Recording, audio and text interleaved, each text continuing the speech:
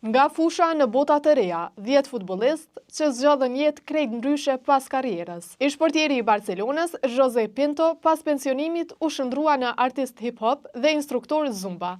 Madje një nga këngët e tij u përfshi edhe në film.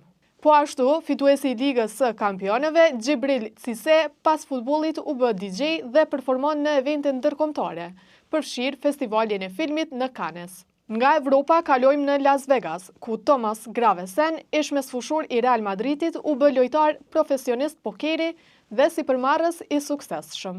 Ndërkohë, ish portieri gjerman Tim Wiese la futbollin për t'u bërë mundës profesionist dhe debutoi në WWE në vitin 2016.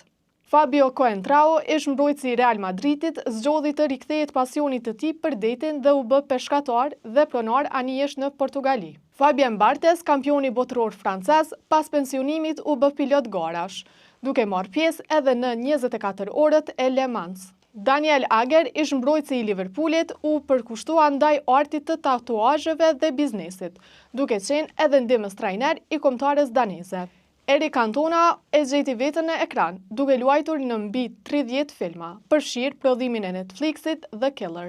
George Weah kaloi nga fushat e politika dhe u bë president i Liberisë në vitin 2018, duke bërë histori si futbollisti i parë që drejton një shtet. Ndërsa Dani Alves, pas një periudhe të vështirë, gjeti paqen si pastor në Spanjë.